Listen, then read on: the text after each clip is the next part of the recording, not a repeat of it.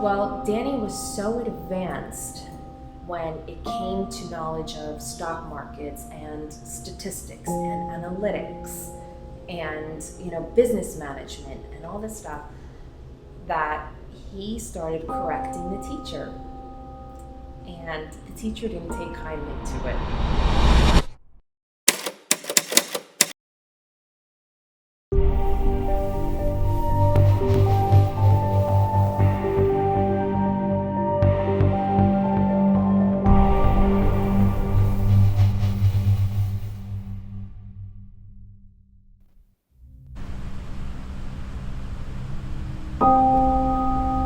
First step is to define my values so when I lose myself, I can come back and realize who.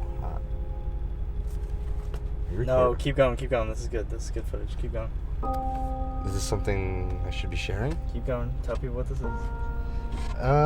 It's something I read every day. To something I saw once.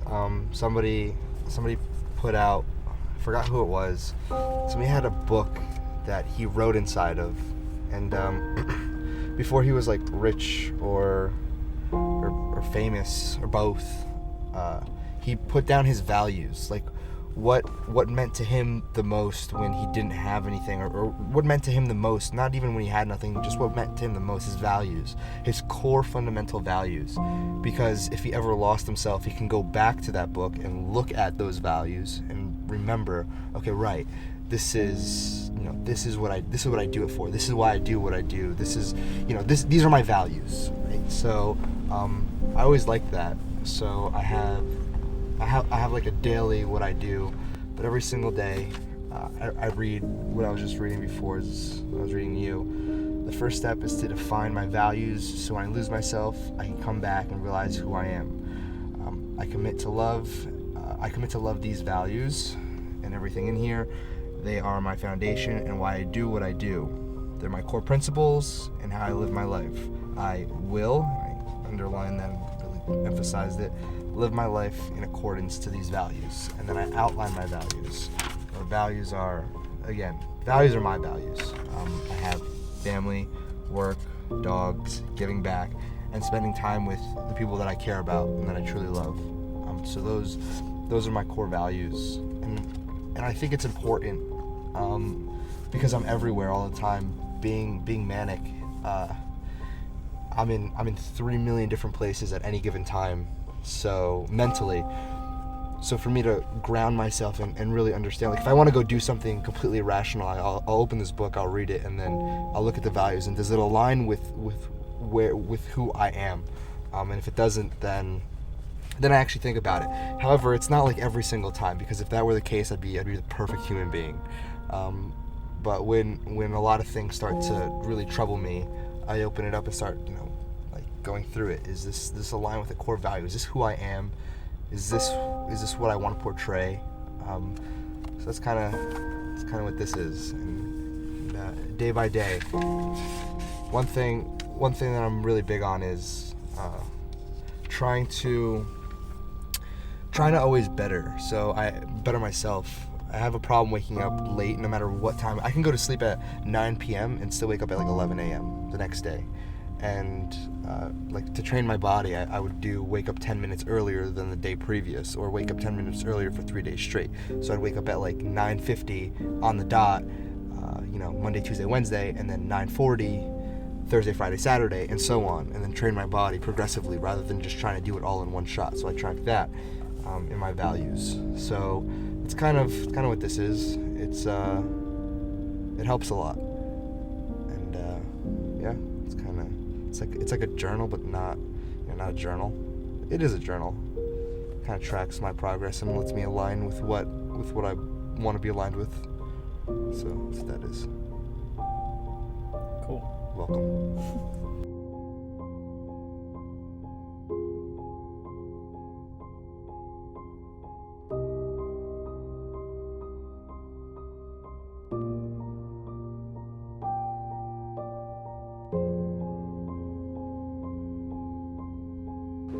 Now, before you continue watching, I wanted to create this little interruption, if you will, I guess this little segue before an interview that Doug did with my mom. Speaking about Doug, he was just editing this video that you're watching right now.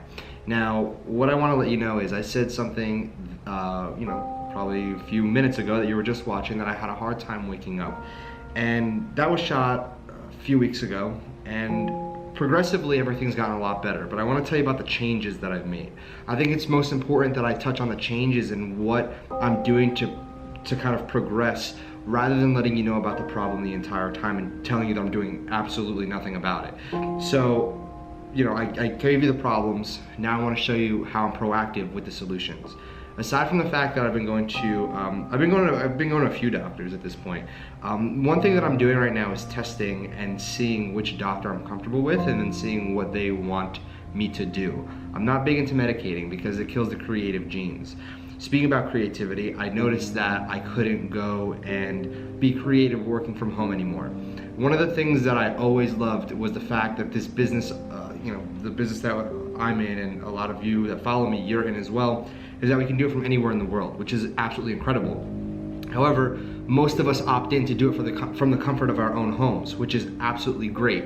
But I myself, I wasn't very comfortable with running and operating an entire business out of my home anymore.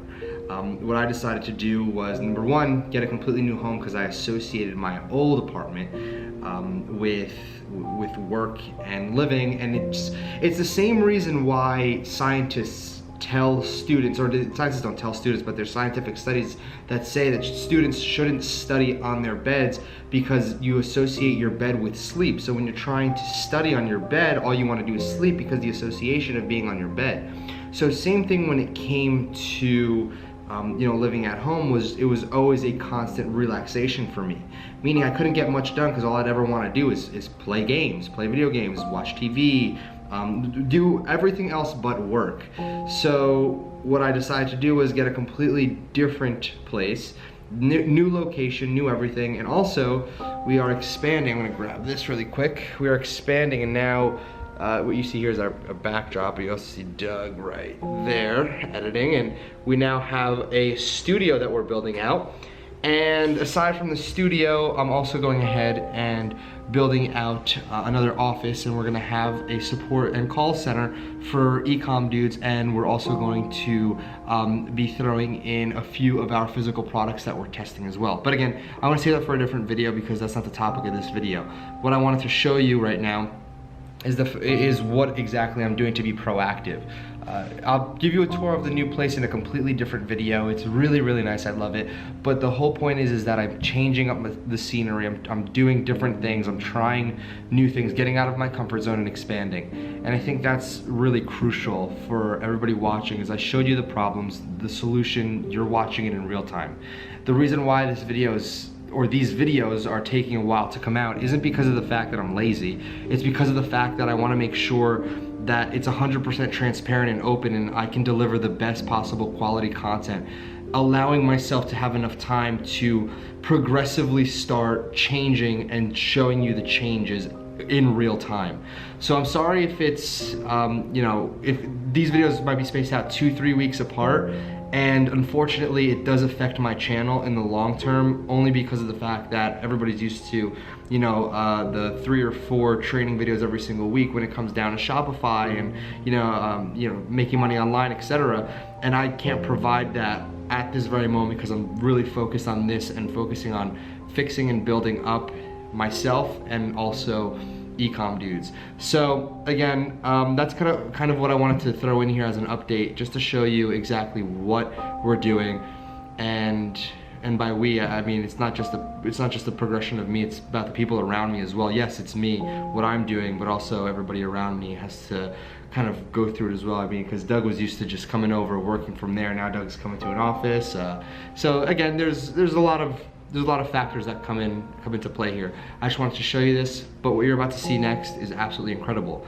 It's an interview with my mother, one that Doug did. I wasn't in the room for this. I actually watched it later on, and I was like, wow, this is pretty deep. So we're gonna try to make it as entertaining as possible for you, but it's gonna give you a lot of insight, right? And I hope you really enjoy this, because it was absolutely amazing putting this together. I'll see you soon.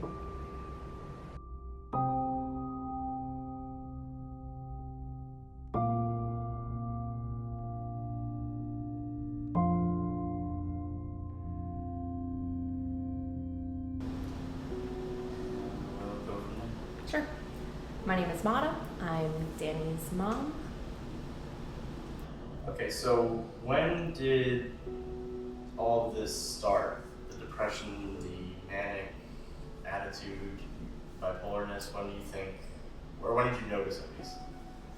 During his teenage years, that's when it really started. But he was a very spirited kid right when he turned 8. Yeah. Right around that time frame. Can you describe what he's like when he's manic? He's difficult. He's generally very headstrong to begin with, but when he starts having what I call his episode, he just becomes very difficult. He doesn't like to listen, he doesn't like to talk, he becomes very disconnected. Sometimes it's almost like I don't even know who he is. But I'm so used to it that I already know the signs, I already know that it's him, he just can't help it. Yeah. Have you seen him in a depressed state? Yeah. Have you witnessed that? Can you describe kind of how he's like with that? He tends to seclude himself.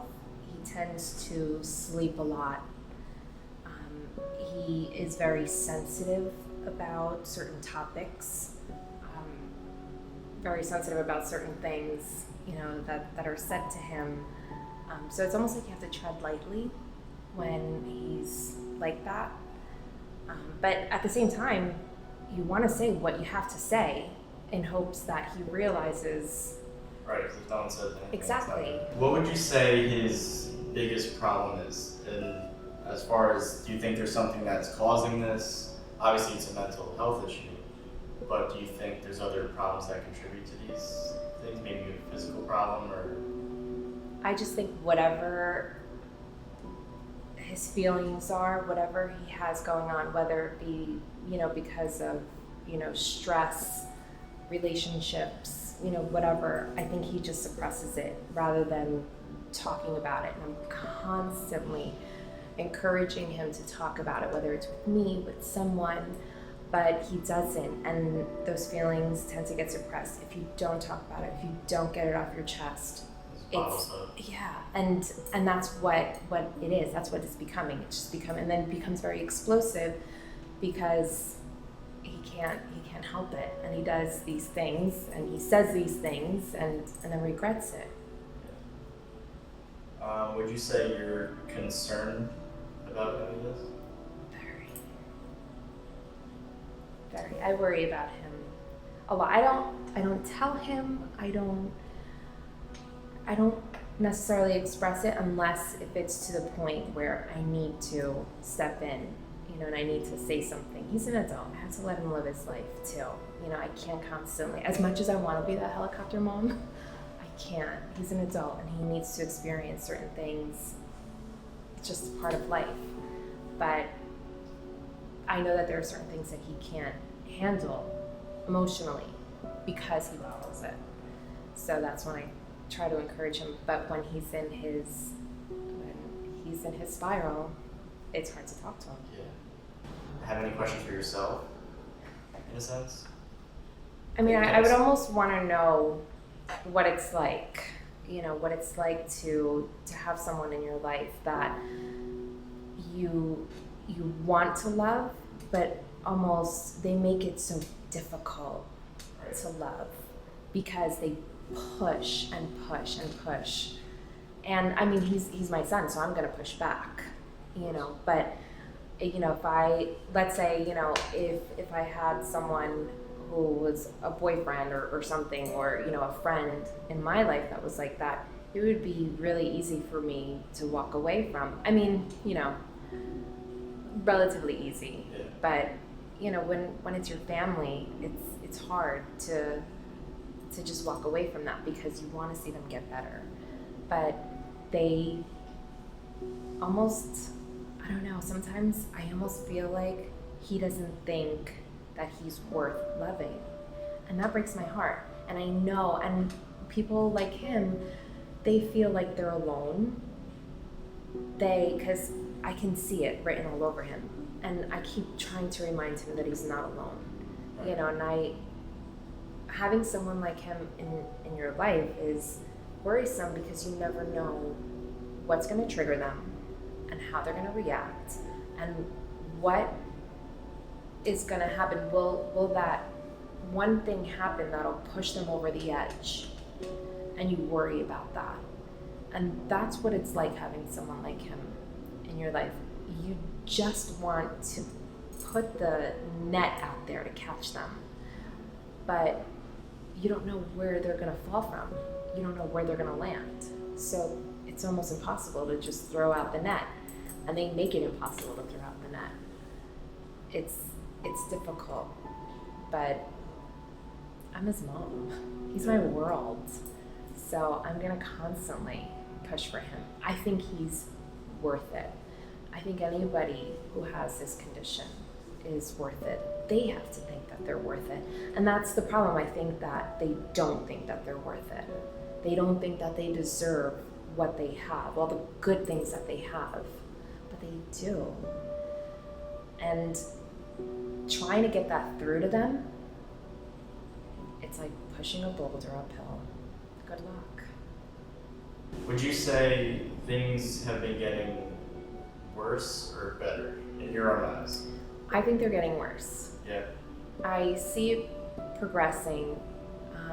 I was hoping that with age, he would kind of come out of it, but I should have remembered that with age comes different challenges in life.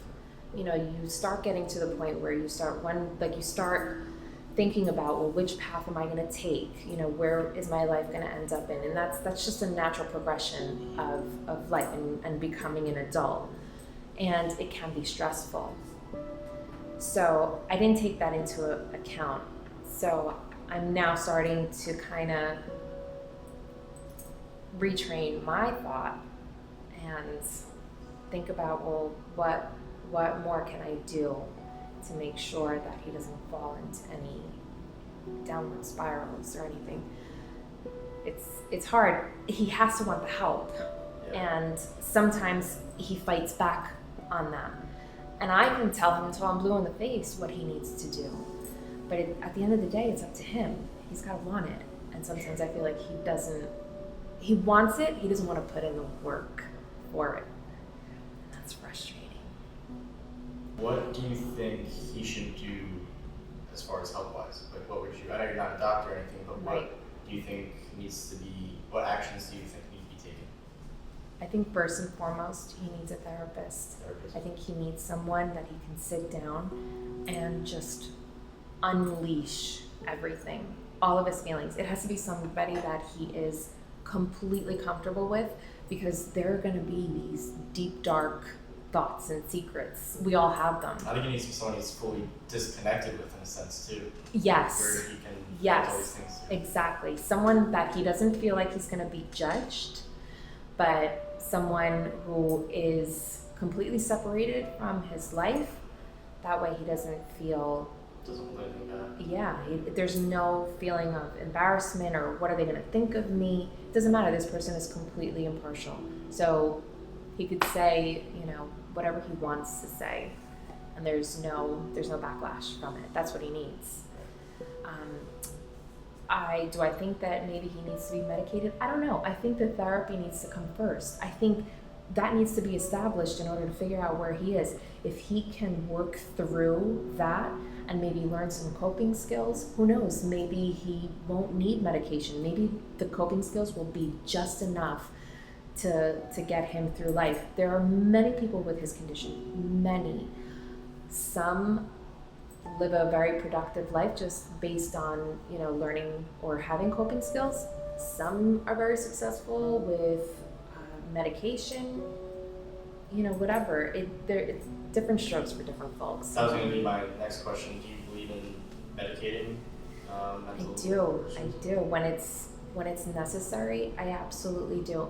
But I can also appreciate how medication can change the chemistry of someone. And when he's in his euphoric states, and he's extremely creative, just in general, he's extremely bright, he's very smart, he's very creative, but I understand that medication can also change that. So, and that's why so many people with bipolar disorder don't want to take the medication, because they feel like it changes them. That's a good point. I never really took that into consideration. People changing part. Yeah, because mental health is just it's chemical. So when you introduce a pharmaceutical, you're now changing the chemistry. So for some people, it's okay. For others, it's not. But I think it's definitely worth trying, because you just don't know. And sometimes it's a matter, nothing is overnight, nothing is instant.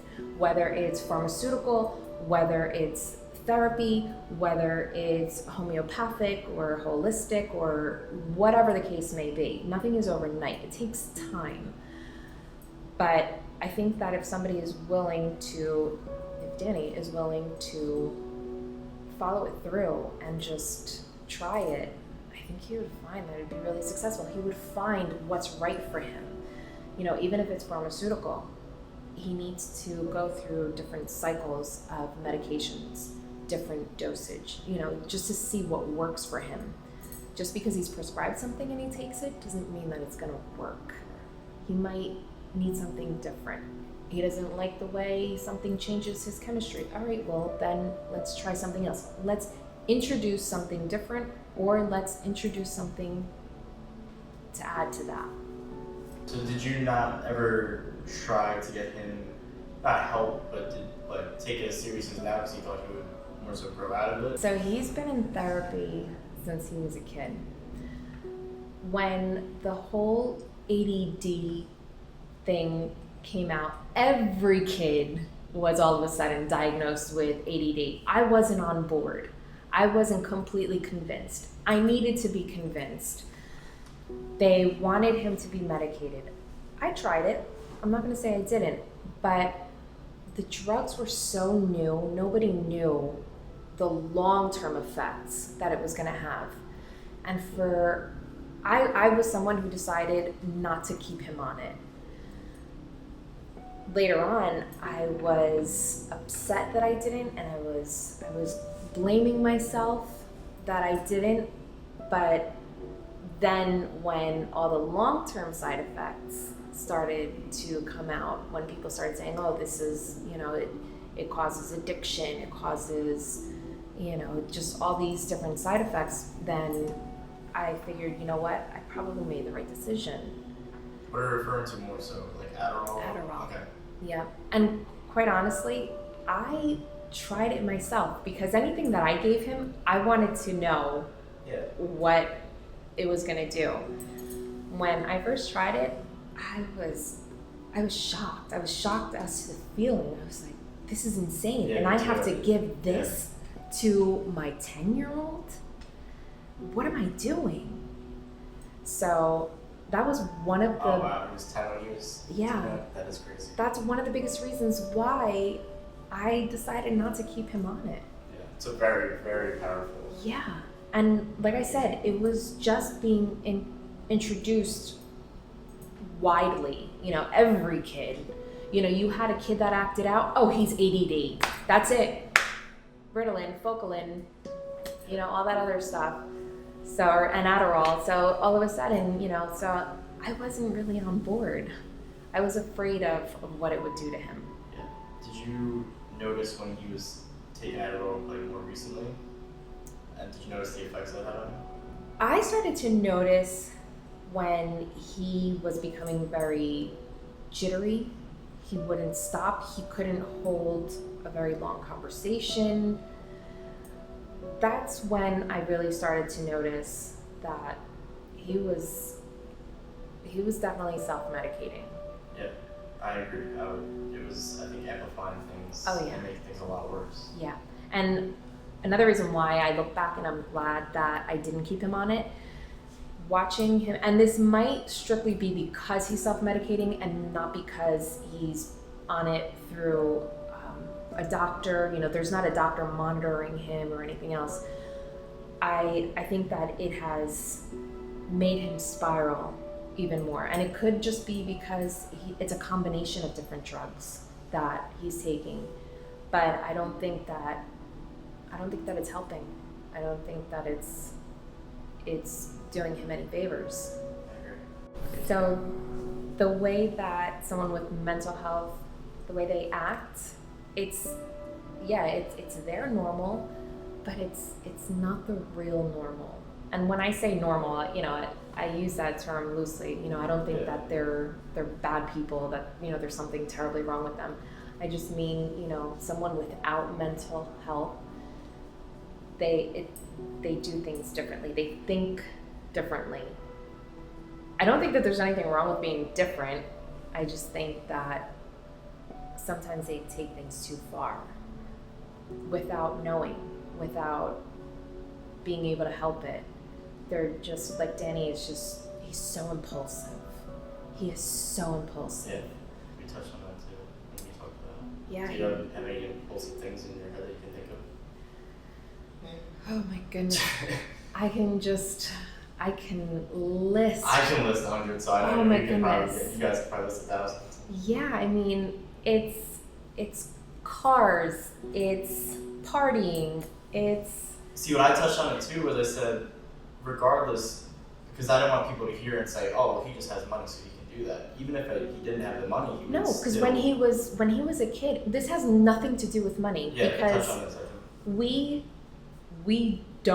he doesn't come from a family that has a ton of money. Right. So it's not like he had a ton of money at his disposal. He really didn't. We tried to give him everything that he wanted, but we were also young parents, so it was hard. We were working a lot, so it was hard. But even when he was a kid, he was extremely impulsive. It would be anything. It would be him playing a video game and out of nowhere just explode, and trying to reel him back in. It would just be one time he decided to take off of school, ride his bike down to Best Buy, and he bought a video game console. How did he get the money? He took it from my purse. So it was just, over time, he would just take a little bit here, a little bit there, so that I wouldn't notice. And then eventually he saved up enough so that, he had enough money to buy the video game console. He could have just asked us for it, but someone with his condition, that's not the point. The point is doing it on their own and almost out of spite, and just, I did this on my own. I didn't need you. That sort of mentality. And now I think with the money factors here, it just amplifies that. Oh yeah, it's even worse. Now he really feels like he doesn't need us. His dad is in the automotive industry, so if anything, you would think that he would come to him and say, hey Dad, I'm thinking of buying this car. What do you think? Or do you have any connections so I can get a deal on this car? Nope. He still has the mentality of, I can do this without you. I don't need you. And it's not just because we're his parents. He does that to a lot of his friends and girlfriends. And I just see him. It's spiteful, but not because he wants to be. That's just because of who he is, of his programming. And that's just, so it has nothing to do with money. It's just that money now allows him to, instead of video game consoles, it's now Lamborghinis. It's now G-Wagons. It's now apartments overlooking the New York City skyline. It's $20,000 nights out at a bar. It's diamond bracelets, diamond necklaces, you name it. That's all that money has done. It's just allowed him to purchase more expensive toys. It has nothing to do with, creating the impulsivity. It's just, It's just now an open playground. At the end of the day, Danny is the best thing that has ever happened to me. I was really young when I had him, but I wouldn't change it for the world. He is so sweet, so kind. He's very generous, almost to a fault, because there are people that are just looking to take advantage of that. He is extremely smart, and he's just... Can we touch on that too? How first of all, he's not an overnight success. No. So did you guys notice anything when he was younger on his intelligence and stuff? Because there's a good side of being competitive and wanting to do things on his own. So did you notice any positive things on that? When he was in school, I tell this story to so many people. When he was in school, he was taking a money management class. And in this money management class, they would teach about, how to do the stock market and, just different things. Well, Danny was so advanced when it came to knowledge of stock markets and statistics and analytics and, business management and all this stuff, that he started correcting the teacher. And the teacher didn't take kindly to it. So I got a phone call that I had to tell my son to stop doing that in class, stop correcting the teacher in front of all these students. Oh, yeah. Now, how do you do that? How do you tell your child who is extremely bright in a very specific subject and tell them, you're not allowed to share that with anybody else. You're not allowed to know what you know, to think what you think, and you're not allowed to express that. I just blew it off. I just told them they basically have to figure out how to work with him. And that's just, I don't know if that's another part of impulse control either, but the fact is a fact. He was extremely, if you talk to him today about these subjects that he knows, he will talk circles around you. He blows my mind. He's amazing. To a teacher that might be, they don't like it, but tough. That's who he is. And he worked really hard at that. It's not like he's a savant. It's not like he was growing up around that or, born with that knowledge. No, he worked really hard. When he was 12, 13, he spent a lot of time doing all this research, making so many connections. Because of his age, we were afraid of any repercussions, so we didn't necessarily encourage him. But he forged ahead because that's just who Danny is. He insisted, this is what I want to do, this is what I know, this is what I love, and I'm doing it. And it was the whole, e-commerce, internet stuff. Being a businessman. Yeah, just being an entrepreneur. And he was determined. For as long as I could remember, he would always say, I'm going to be a millionaire. And I was like, yeah, good luck with that. So many people say that, good luck with that. I didn't want to fill his head with all these false hopes, but I didn't want to discourage him either. And he was really hard to discourage. So it didn't really matter what we said. He was determined, and there was no stopping him. But that's what makes him who he is. That's what makes him great. That's what makes him so successful, is because he did not let anyone or anything stop him. Even having a mental health disorder, he's known that he's had, mental health problems for a long time. It didn't stop him. He was determined, and he was not going to let anything stand in his way. And that's what helped him to be who he is today. We may not have helped him along the way in that respect. When it comes to a child like Danny, and being young parents, it's hard. You don't know what to do with a child like that. So it was really hard raising him because it was a constant tug of war. He wanted the power, we wanted to take the power back. So it was a constant struggle with him. But I don't know if I would have changed that. You know, maybe make it less stressful, but it developed him into who he is, determined. Nothing's gonna stop him.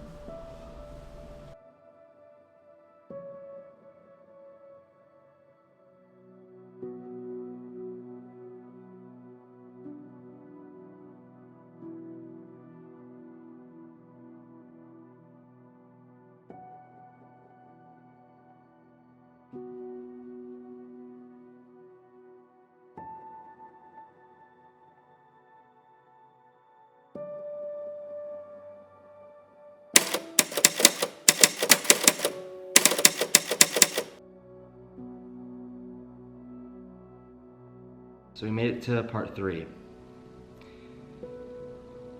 I was hoping part 3 would be a little different. I was hoping for happy ending, a good ending, an ending like a fallen hero's journey ending. And if you came here for that, I apologize. This is not what you're looking for. This is not the ending that I wanted. This is not the ending that I was expecting for this little 3-part docuseries. So